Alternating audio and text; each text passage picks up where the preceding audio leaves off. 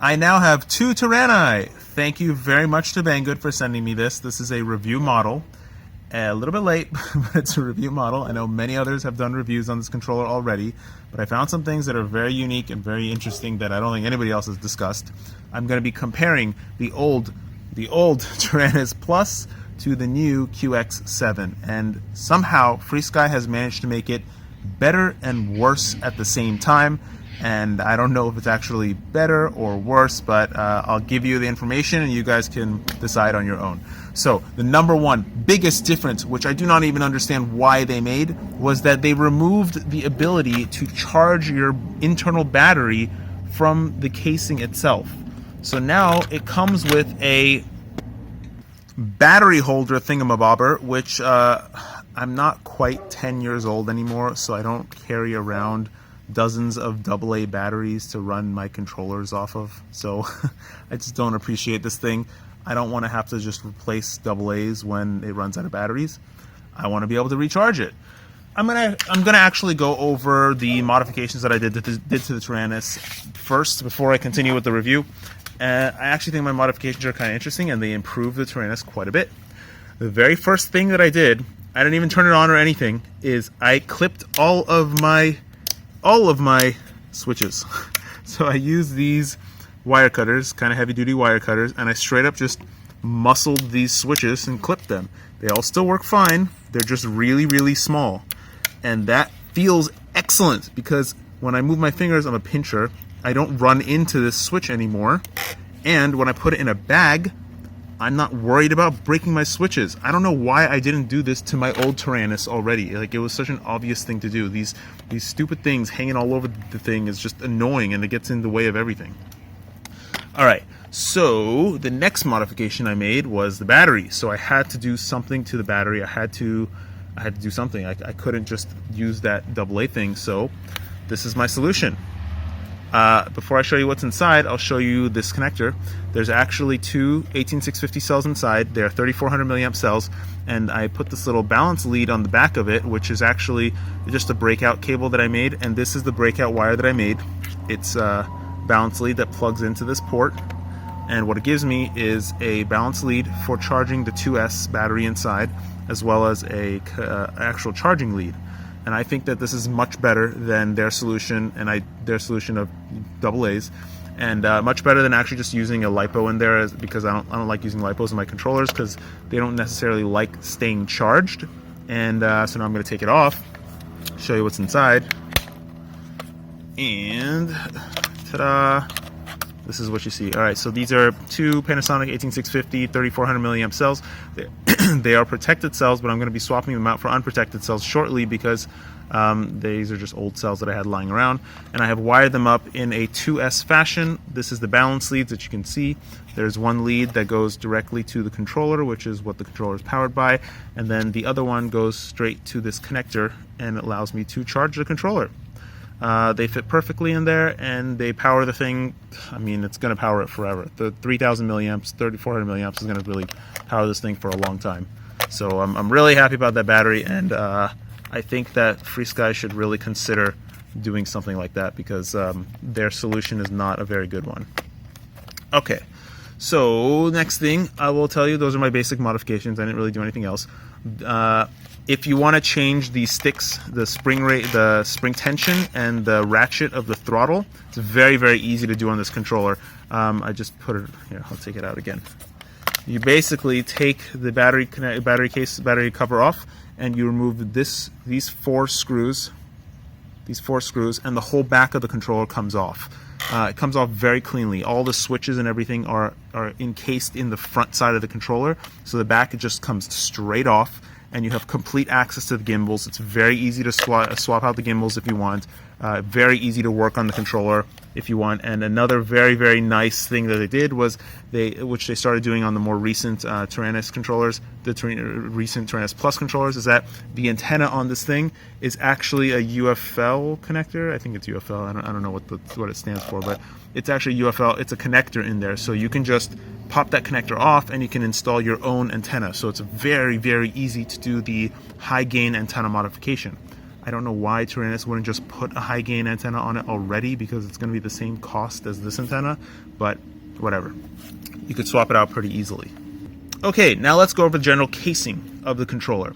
So right off the bat, I'm going to tell you that the old Taranis is higher quality casing. The gimbals are the same. They're identical. I've inspected them very closely, but the casing in general is higher quality, and I'll tell you why. Because I mean, it just feels like the molding on this controller is a little bit better. This doesn't really matter. It doesn't really make any difference. The plastic is plastic. But the things that bother me the most is that if you look at this controller, every single switch has a name for it. You know exactly what every single switch is. They all have names for them. And when you're in the menus and you're trying to do weird things, you know, okay, well, that's exactly that. And I know that you can go to the menu and just like flip the switch to get it to pick up that thing, but knowing the letters is actually very helpful. They didn't do that on the new Taranis. It doesn't tell you what these switches are. Not a big deal, but I don't know. It would be nice if we had those names. The knobs that are on here, this one has a center position. This one does not have a center position. It also does. This controller also does not have these sliders on the side, which I don't know if anybody really used. And it has 2 less switches than the old Taranis. So there's only these switches that you can see. For us racers or general FPV pilots, we don't really care because we don't use any of these switches. And I personally actually use these switches on my old Taranis as my music switches. So I have music on them, and if I don't have my phone or something, I use this for my music. So I can do the same thing on the new Taranis, and actually I'll go over that right now. The old Taranis actually has an SD card built into it, or not built into it, has an SD card which holds all the files for the actual controller. The new Taranis does not. It actually has no SD card, like it doesn't come with an SD card, that's the SD card slot, but you don't have access to the file structure on the Taranis. So if you put an SD card in there and you plug it in your computer, you actually get 2 drives. You get the internal Taranis drive, and you also get the SD card drive. I'm sure there's a way to access the files on the internal Taranis, but all the files necessary for running the OpenTX is housed inside the Taranis. The SD card gives you other options, like it'll store movements and various other things. I don't know what it does. But you can play music on it very easily. You just put the files in a WMV 16-bit 32K format, mono format, in the folder sound, and then the EN folder for English, and then it'll pick up the file, and you can actually set it to switches and play the music. The other thing about this general shape is that, okay, well, the back is grippy. These are rubberized. The controller is bigger. It's bigger than the old Taranis, and we all want a smaller controller, so I don't know why that is. I have been holding this controller for a couple years now, so it just feels really comfortable to me to hold. When I picked up the new Taranis, I did not feel as comfortable because my hands are a little bit wider apart. In actual flying, that doesn't really matter, and I got used to it very quickly, but it was kind of like an initial kind of like, this feels weird. And this controller feels more balanced in the hand. It weighs 120 grams or 140 grams less than the old Taranis. That's with my battery installed. And it just feels more balanced. And what I noticed was that when I hold this one, I'm holding it like this, and I have all this screen and battery swinging underneath. So the reason why it feels like it's slipping out of my hand is because the weight is down here. I know it's on a neck strap and everything, but generally I put my neck strap hook, like the link, at the very end, so it's kind of more balanced when I wear it around my neck. On the new Taranis, I don't have to put the neck strap all the way at the end. Actually, if I put it at the end, it's tipping forward. So I actually put it to the second to last loop. And even if I hold it with no straps, with no strap or anything, it feels much more balanced in the hand. So it's actually much nicer to hold because of that balance. It's a really small factor, but when you fly a lot, you really notice it, and it feels like I have more of a grip on the controller. That being said, the rubberized grip on the back also does feel nice, and these not rounded, but like angled corners also give me a nice place to rest my hands. I do have big hands, and this controller actually feels bigger in my hand. Like the grips feel bigger than the old Taranis. Thumbers will love this because the grips are fantastic for thumbing. It just feels so comfortable for thumbing, so great improvement there. But pinchers also will love it because it feels more balanced when you're holding it, and you don't have as much control over the controller as you would if you were holding it in a thumbing fashion. So for pinchers, it's good. if you have big hands like me, you will run into these switches at the top if you're like really crazy, but it's really hard to run into them. So that's that. So those are the general external features. One other thing, I hate the fact that they turned the on-off button into a button, because you push it once to turn it on, but if you want to turn it off, you have to hold it for 4 seconds. You can't just flip the switch like on the old Taranis. Very annoying. The next thing that you're going to notice about the screen is that it's smaller. It's smaller like resolution-wise, and it's smaller like physically, which is really annoying because the resolution of the old Taranis is already like, what, 128 by 64 or something, and so the new one is like, I think it's like 64 by 60, like 40 or something. It's so low, it's ridiculous. Both controllers do all of the same things. They both do telemetry. They have all the same functions. They're working. They're running the same OpenTX firmware, but the new controller is just a little bit more annoying to go through all the menus because the screen is smaller. I really don't know why they made it smaller. I'm going to show you an example right now. So if I go to, let's see, here, flight modes. If I go to flight modes and I click enter, I can generally just thumb through the flight modes and change whatever settings that I want. It's no big deal. But if I go to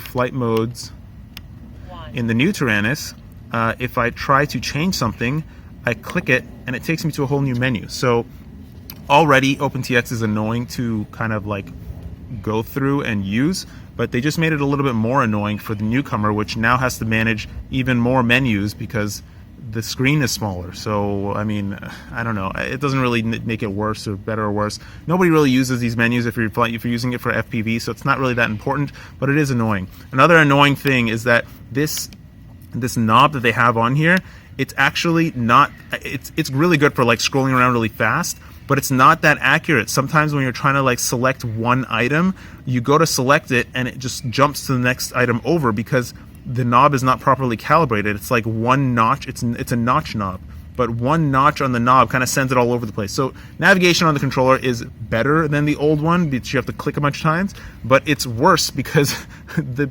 controls are like funky. They don't work that great. So yeah, that's about it. I mean, that's the general differences.